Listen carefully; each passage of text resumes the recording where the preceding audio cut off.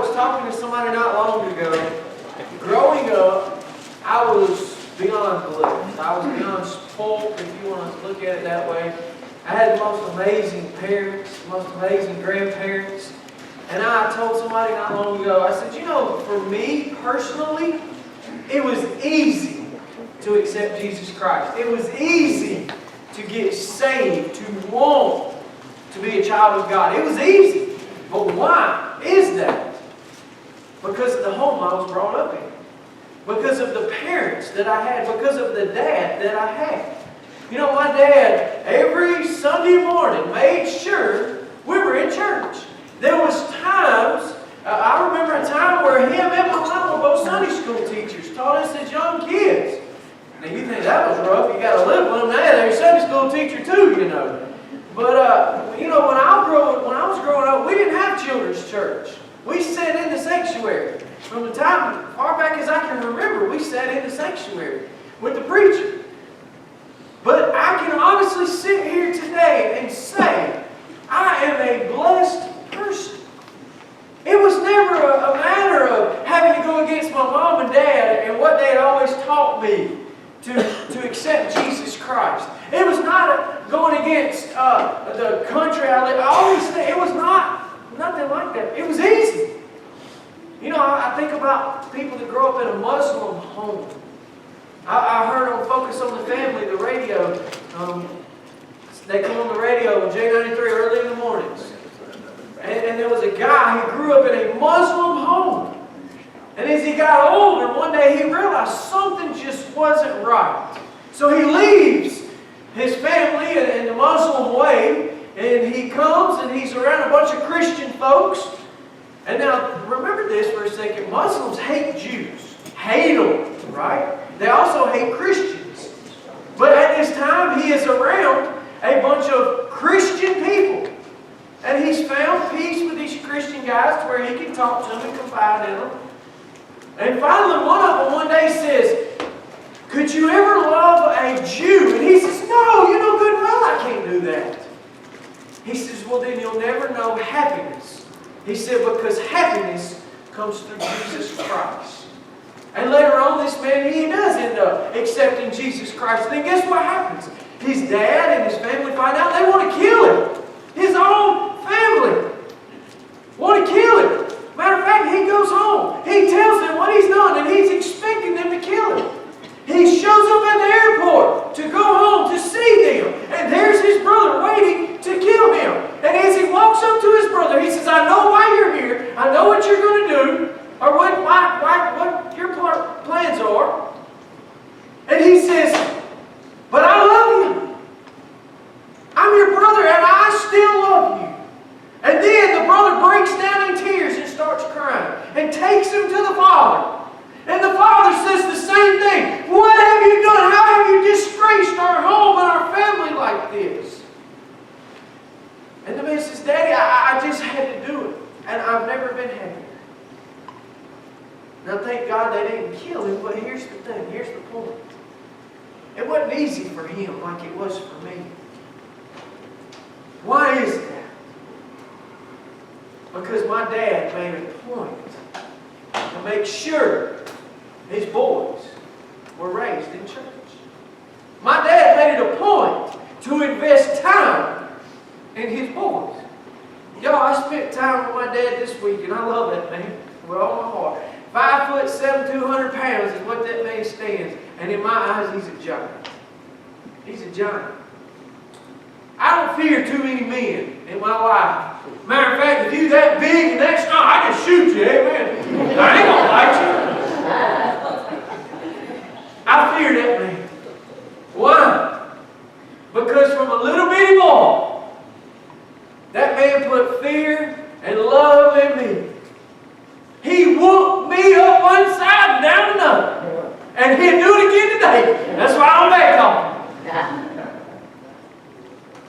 But he loved his boys. I remember as a young boy watching my dad come home from work. We had to be in the ball fields. My dad coached us. He's working 12, 14 hours a day. And he runs down the ball field. And he's ripping his shirt off right in front of everybody to put his jersey on to coach his boys. I remember that there was a lot of boys on our team that didn't have a daddy. Didn't know who their daddy was. And they looked at my dad as a daddy. To this day, as grown men, when my dad walks up, they show my dad more respect than any human being they've ever shown. They love my dad. But guess what? He's my daddy. I get to claim him. Praise God. Man, there is a calling in this world today for some good daddies. Amen. Amen. You know, there's a lot of good mamas. Praise God for your mamas. Y'all some great women. But man, it's time to stand up. Yeah. God called us to rule them youngins. God called us to rule that house. You want to change this world? You want to make this world a better place? We got to start investing in our homes and in our families and in our kids. You know, I didn't understand. I couldn't understand the love of God until I become a dad. And you say, what do you mean, Jonathan? How can you love something you don't even know? Y'all ever notice that? That baby comes into this world. I done told you, newborn babies be ugly. Y'all know that. I love a baby, but a newborn baby ain't all cute and cuddly and precious like y'all women make it out, but that's okay. To me, they kind of rough looking. They look like a little alien. But that's all right. When them 3 babies were born, guess what? I loved them. I loved them like I've known them my whole life. I just met them. I just met them. They had bodily fluids coming out everywhere. I didn't care. I cleaned it up. I love them. I snot, slobber, and drool. I'll get all over me. I don't care. That's my baby that I love. You come close to that baby, I'll kill you. Yeah. Even now. Matter of fact, since God's mean to me, He gave me girls. So you know what it means? I had to buy more guns. But let me tell you something, as them two, especially Emma, she gets older. She starts developing. Yeah. And some little boy was sending her a note this past year. She goes, I finna kill him. There's a bounty on his head. He don't even know it. I know what them jokers are thinking. I am one. But God loves us. Loves us with all His heart. And you say, how can that be? Same way you love them babies. Same way you love your flesh and blood. You don't even know them. You just met them. But you'll die for them. You'll work for them. You'll kill yourselves for them because you love them. But here's the problem. There's a lot of people in this world right now that aren't wanting to love them babies. They're wanting to take care of those babies and invest in those babies. And our world shows it. As a matter of fact, when you look at homes right now, do you know when you go all the way back to the book of Genesis? The book of Genesis. The Bible says God created man and woman to rule the house, to be the leader of the house. Guess what? If He created Adam and Steve, I heard that. guess what? We wouldn't be here today. Oh, yeah. I'm sorry. To that transgender, gay, whatever, homosexual movement, they can't reproduce. Right. We wouldn't be here today. God created Adam and Eve. And then guess what He said? He said this in Genesis. Listen to this, Genesis 3:16. Unto the woman He said, I will greatly multiply thy sorrow and thy conception in the sorrow that thou shalt bring forth children. and your desire shall be to your husband, and he shall rule over thee. Now, I didn't write that, women. Don't get mad at me. That's what God said.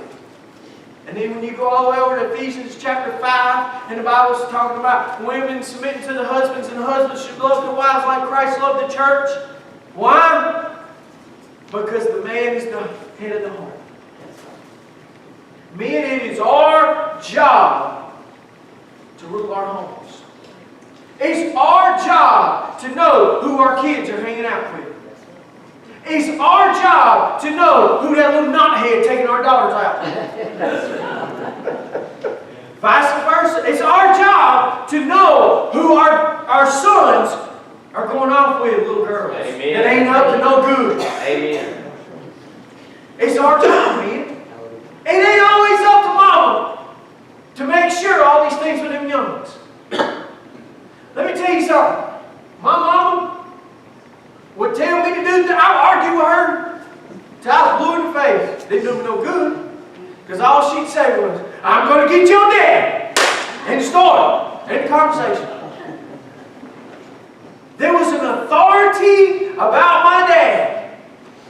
You didn't argue with, you didn't complain with, you didn't talk with, you did nothing. Because all Dad had to say is, shut your mouth, boy. It was shut. You couldn't pry it open. Oh, did I want to talk? You better believe it. But I do better. I like my teeth. Still got them. When Dad spoke, there was authority. Matter of fact, I told y'all before, I grew up on a golf course. Right there, a little 9-hole course in Hogansville. I actually got to take Dalton Ridge not long ago. Wonderful little place right there. My granddaddy lived there. My dad's dad. And guess what? That was like his little kingdom. You didn't do nothing without getting Papa's approval. Even Dad. Hey, granddaddy, y'all hear me? Even you have the rule over your kids and grandkids still. Now I know the Bible says man cleave unto his wife and granddaughter. I agree with that. But granddaddy, if your grandyoung's acting like little heathens, it's your job to speak up and say, you need to act right. If mom and daddy won't do it, granddaddy, grandma, you need to do it. Let me tell you something. If I would've, and I wouldn't, but if I would've walked in that golf course with an earring hanging out my ear or something like that, boy, I'd be missing the ear. Papa didn't put up with that, and I knew it. And whatever Papa said, Dad said too, so I just, whatever they said. It is our job, men, to rule our homes. To make sure these kids, these grandkids, are protected in such a wicked, wicked world. It's our job. Well, I want to hurt their feelings. So what? They'll get over it. If you base that as your basis of the way you do your life, you'll fail. You gotta hurt feelings sometimes. As a matter of fact, if you come in here and I don't step on your toes, I'm not doing my job. Amen. I hate it, but we're not all that perfect. Me included. If we don't make sure our kids and our grandkids and so on and so forth are taken care of and protected, who will? Who will? Look right here in your Bibles in Deuteronomy chapter 5. I'm going to give you 5 quick principles. You say, you're right, quick. I know you aren't. I'm going to give you 5 principles right here. Dads, to be better dads. To make it a priority to be a better dad. Deuteronomy chapter 5. Look at verse 29. Priority number 1. This is the principle of priority. Oh, that there were such an heart in them, that they would fear me and keep all my commandments. All might be well with them and with their children forever. A principle of priority. Do you know that kids are a gift from God? You know that? Matter of fact, let me give you these verses right here. This is Psalms chapter 127, verses 3 through 5. Lo, children are an inheritance of the Lord, and the fruit of the womb is His reward. As arrows are in the hand of a mighty man, so are children of the youth. Happy. Listen to that. Not miserable, but happy is the man that has his quiver full of them. They shall not be ashamed, but they shall speak with the enemies in the gate. You know, it is a powerful thing to have a lot of kids. Powerful thing. As a matter of fact, you go back through history, and when somebody messes with a family member, next thing you got the whole family on you. You can't do that if there ain't but one or two of you. But back then, they used to have 10, 12 youngins. And you had to worry about, now you got rid of one or two, now you got 10 more coming at you. You see, to have kids is a powerful thing. It's a wonderful thing. The other day, Amy's dad, he was needing to do something. He's in his 60s now. He was needing to get up on top of a ladder and help hook up some wires. I said, Mr. Dad, I hope you do it. Matter of fact, I jumped right up there and knocked it out. And he says, thank you. But guess what? Had he been up there trying to do it, he'd probably killed himself. I mean, I don't mean that in a mean way, but I mean, it was kind of rough on him. It was easy. I'm younger. But guess what? That's what we're supposed to do. We're supposed to help out our fathers. That's right. We're supposed to be there for our fathers. But guess what, fathers? They ain't going to be there if you don't have them. It's a great thing to have our quiver full. It's a gift from God. Listen to this, Proverbs 13:22. A good man leaveth an inheritance to his children's children. Proverbs 20, verse 7. The just man walketh in his integrity. His children are blessed after him.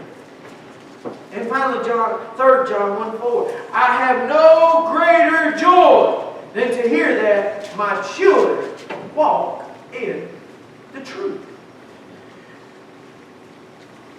You know, I remember as a young boy, my granddad worked for the railroad, CSX Railroad.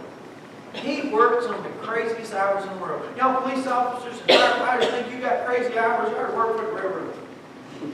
I remember being there at their house, this time of the year in summer, spending the night with him all the time. And I would see him get up in the middle of the night and leave. And I remember one time I was laying in the bed, and I'm a night owl, I always have been. And it's probably 1 or 2 o'clock in the morning, I'm on the couch. He don't even know I'm awake. And he walks in tired. Dog tired. He's been gone for hours. I mean, a long time this particular time. And he walks in, and he goes in there and he sits his stuff down. And he walks over to his chair, and he grabs his Bible and he opens it. 2 o'clock in the morning. And he starts reading. And he gets done. And he sits his Bible down. And he opens his arms like this. And he starts praying. Hey, y'all, I want to tell you something. It's one of the most powerful things I've ever seen. As tired as that man was, and I know he was, he made it a point to spend time with God. And he didn't even know it. The little eyes were watching. I'm going to tell you something, men. You listen to me right now. I done been caught by my own dream. They are watching. You don't even know it sometimes, and they're watching. You think they ain't hearing what you're saying or watching what you're watching? You're wrong. You don't know the impression, the lasting impression you're leaving on their little lives. They're watching. Listen to that verse again. The just man walketh in his integrity. His children are blessed after him. In 3 John 1:4 again, I have no greater joy than to hear that my children walk in the truth. You know, it would be the greatest honor in the world to know that, and I would hate it in a sense because it might mean they would leave. For all 3 of my youngest become missionaries, or worship leaders, or even become a preacher. There'd be no greater joy in the world. You know, I can just imagine Brother Roosevelt every time he thinks about Miss Pam and Terry, where they're at. They're serving the Lord. What greater joy is there than to know your children are serving the Lord? You want to know whether you're successful in life? What are your children doing? How are your children's lives? Are they drunks because you was a drunk? It don't matter if you're rich. They're in rehab. Are they in prison? Where are your children? There's no greater joy than to know your children are walking in the truth. Look at principle number 2. Look down at chapter 6. Chapter 6, look at verse 1 and 2. This is the principle of purpose. Now these are the commandments, the statutes, and the judgments which the Lord your God commanded to teach you, that you might do them in the land whither thou go to possess it, that thou mightest fear the Lord thy God, to keep all his statutes and his commandments, which I command thee, thou and thy son and thy son's son, all the days of thy life, and that thy days may be prolonged. You see, God had made these people a promise. He had took them out of the land of Egypt, and they were on their way to the promised land. And while they were out here in the promised land, God's telling them, He says, you keep my commandments. And if you teach it to your kids, then your kids will teach it to their kids, and so on and so forth.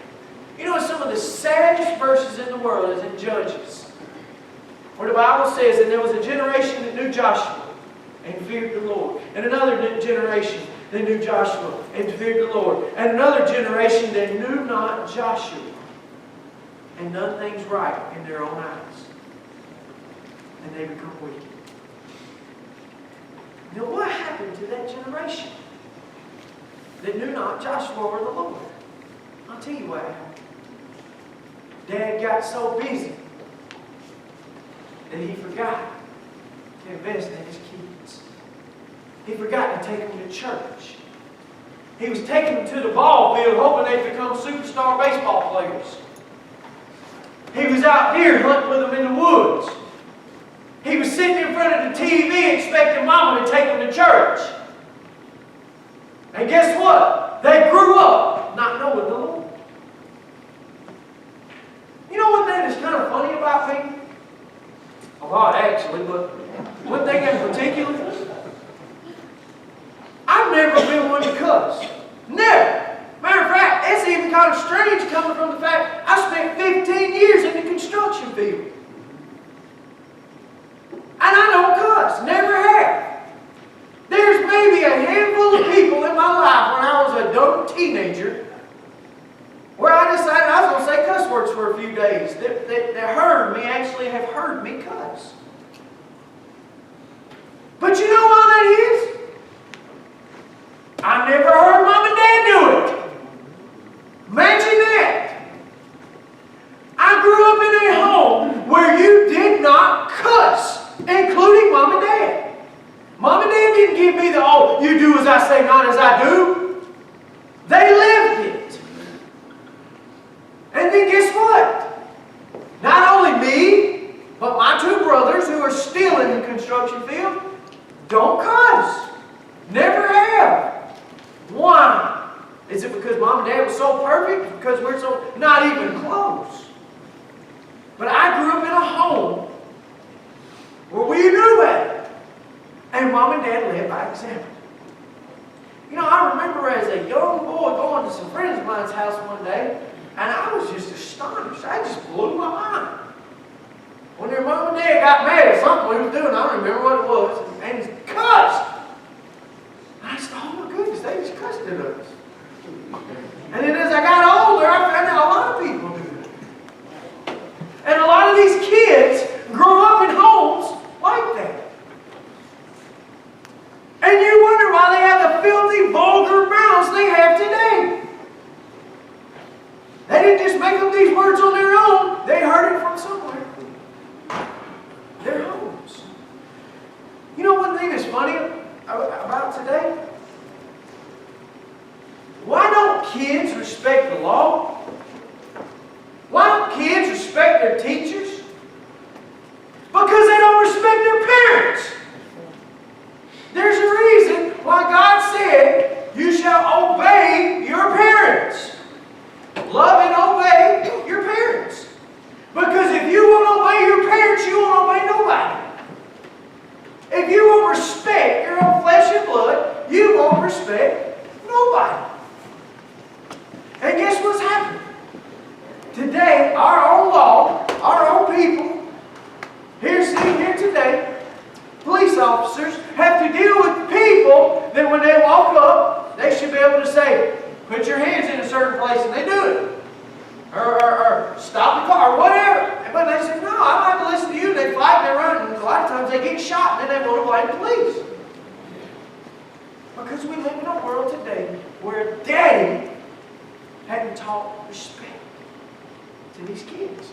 You know, when I was a kid, and many of y'all might know this too, if the teacher got on to you, you didn't come home and say, Daddy, that teacher being mean to me.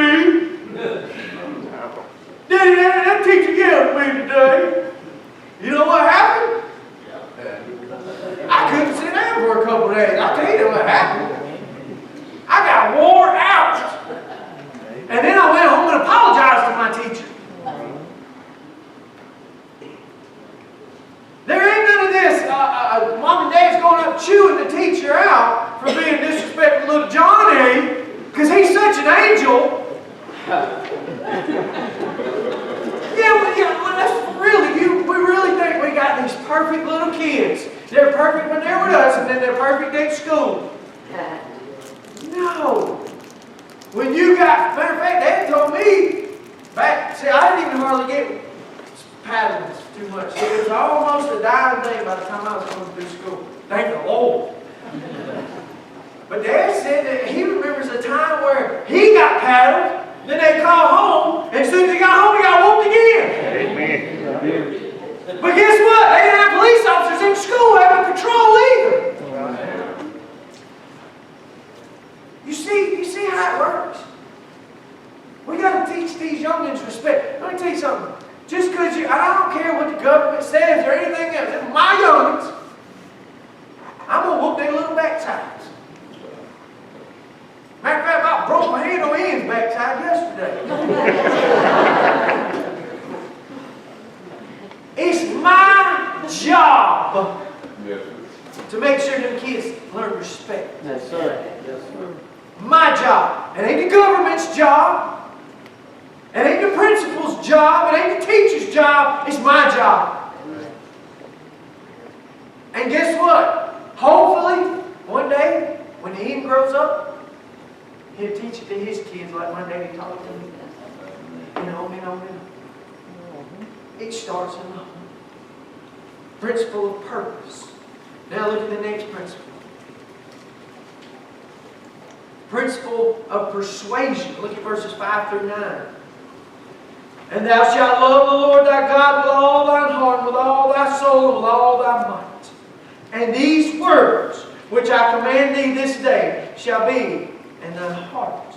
And thou shalt teach them diligently unto thy children, and shalt talk of them when thou sittest in thine house, and when thou walkest by the way, and when thou liest down, and when thou risest up. And thou shalt bind them for a sign upon thine hand, and they shall be a frontlets between thine eyes. And thou shalt write upon them the post of thy house and of thy gates. The principle of persuasion. Now, what do you mean by persuasion? You got to show them that Jesus is the best way in life. to persuade them. There is nothing greater. How do you do that, Jonathan? By living it. By living it. You know, I talk to people every single day just about. When their lives are miserable, guess what's happened? They've got out of church. When they're in church, when they're serving the Lord, they've never been happy. I don't know life without church. I can't tell you of a time in my life where my mom and daddy didn't take me to church. And then guess what? As I got older, I went to church. Why? Because I knew that's where I needed to be. You have to install that into your kids. You know, I read a statistic this morning. It's sad. It is sad. Since 2006, the Southern Baptist Association has lost 1.3 million church members. 1.3 million church members. Since 1990, they have lost, it's like a 299% drop. Why is that? Because people are so busy, they don't need church anymore until they need church. You have to be persuasive. Church should be like a job. Even when you don't want to go, you need to be there. You say, well, I ain't getting paid when I go to church. Yes, you are. You're getting paid spiritually. Amen. You're getting fed. That's right. You need church. And most of all, your family needs church. You need it. And how do you do that? By persuading them through trials, through tribulations. Jesus is always there. Let me move on real quick. I'm running out of time. The principle, verse 4, or number 4, the principle of persistence. Look right there at verse 7 again. Deuteronomy 6, verse 7. And thou shalt teach them diligently. What does he mean by that? Persistent. All the time. Let me throw a fun fact out right here. And it ain't fun. Let me throw a fact out right here. Do you know Satan is trying to steal your kids every single day? Yeah. Every day? Do you know a lot of what he's doing is he's sending them little friends that are evil? Evil? That's going to get them hooked on drugs or alcohol or something. Teach them how to sell drugs for money. Teach them how that money is the way of life. In such a wicked way, though. He is doing this every single day. So if he's working that hard for your kids, shouldn't we be? Amen. If he wants your kids that bad, shouldn't you? Yes, sir. Guess what? They're yours. They're a gift from God for you. Satan wants them. Want them more. Steal them away more. Listen right there. And thou shalt teach them diligently, all the time, non-stop. You got to want your kids. You got to check on your kids. You got to know where your kids are. You know, even in my 30s, before Mama died, she used to call all the time, wondering where her babies were. She told me that till the day I die, I'll always be her baby. Matter of fact, that Mariah Carey song gets stuck in my head. And she played it on the way home when I went and got my driver's license. You'll always be my baby. Over and over, and she just cried crocodile tears over there. But you know what? I kind of know what she's talking about now. I got my own. Evie's 2, fixing to be 3, precious, cuddling, this and that. Emma done got tall almost as me, but she's still precious, cuddling to me. And she'll always be my baby. And I want to know where they're at, what they're doing, and who they're with. Because Satan does too. He wants them.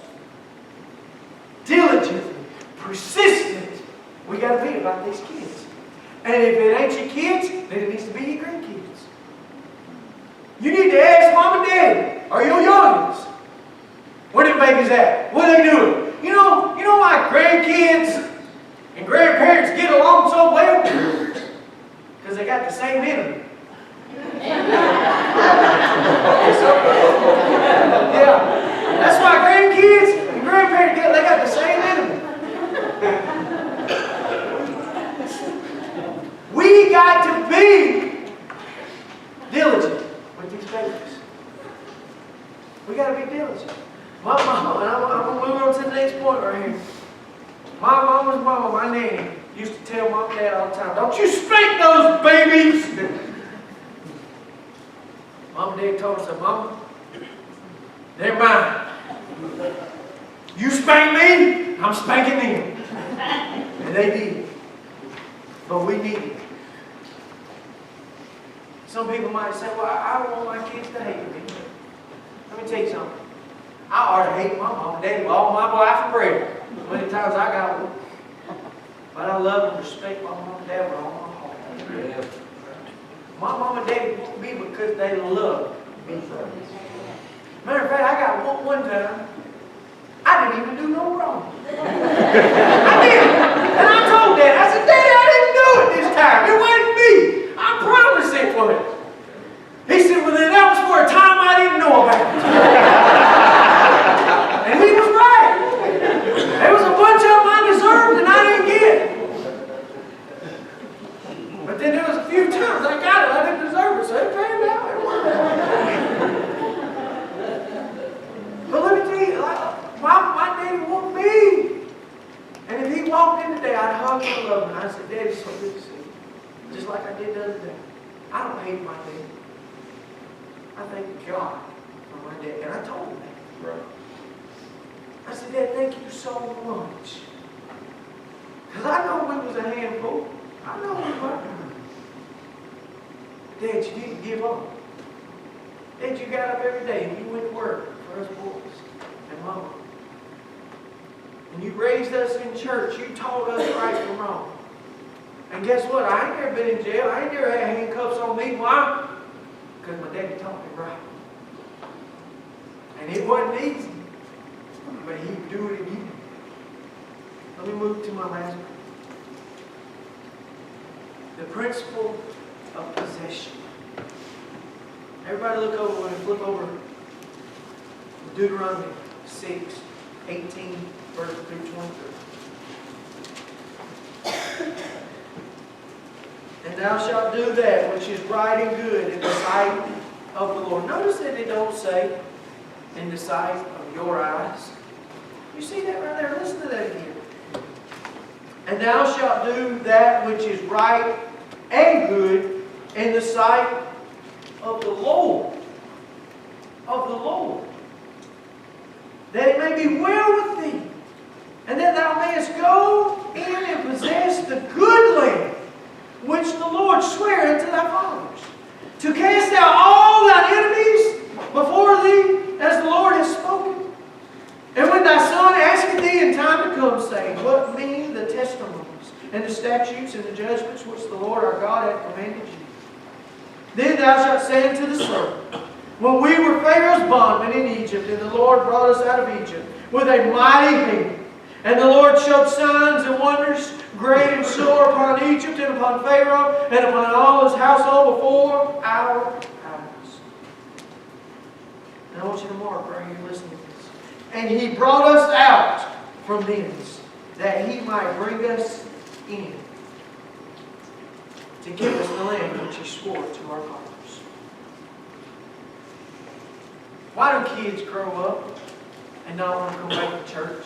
Why is that number 1.3 billion people that have now got out of church? I'll tell you why.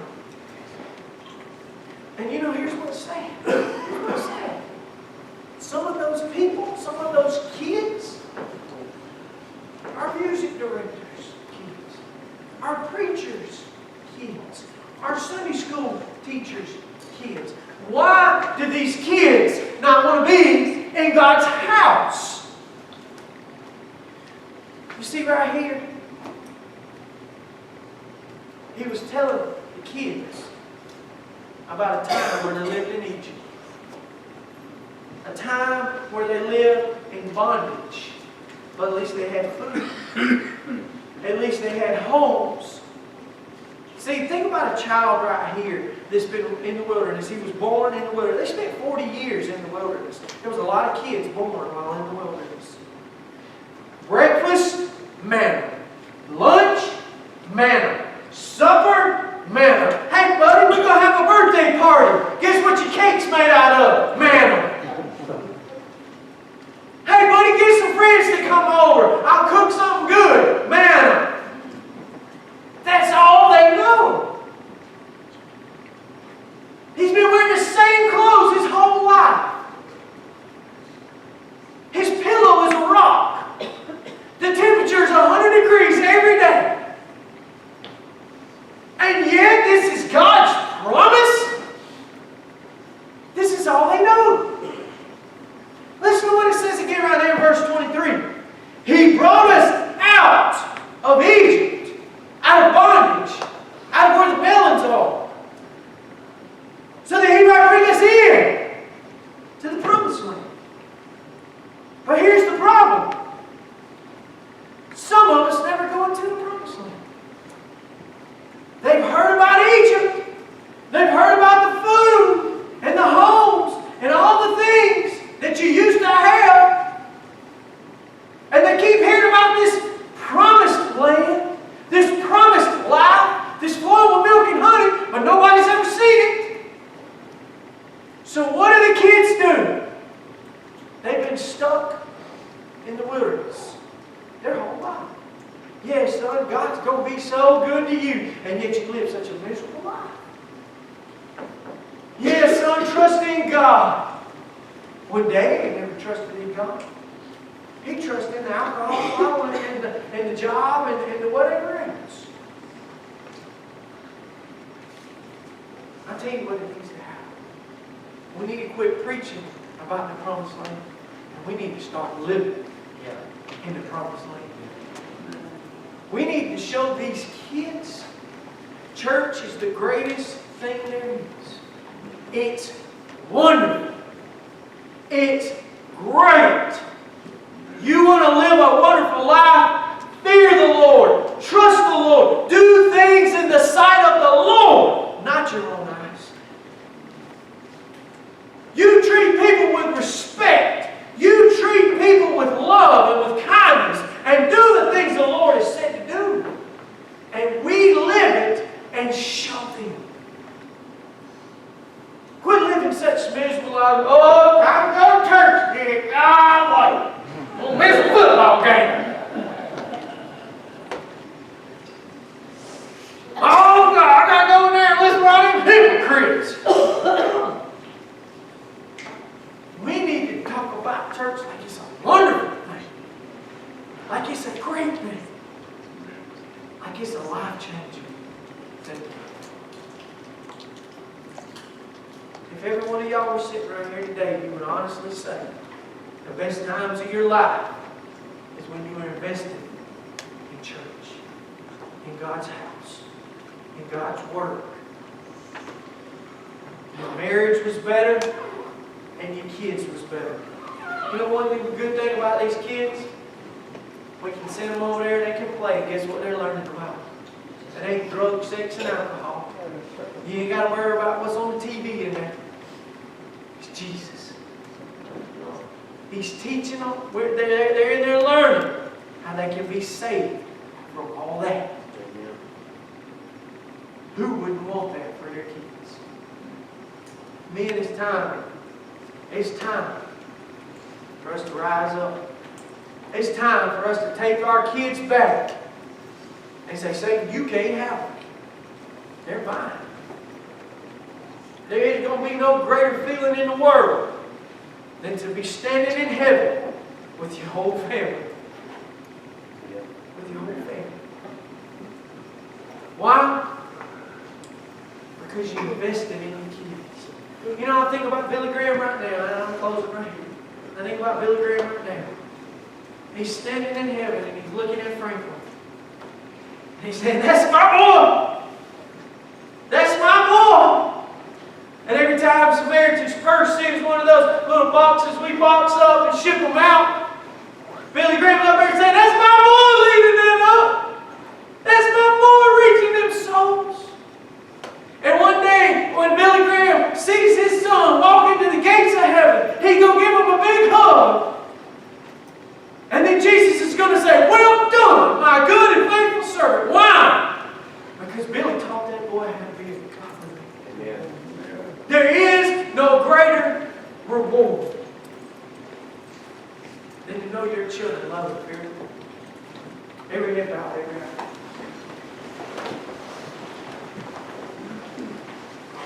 This morning,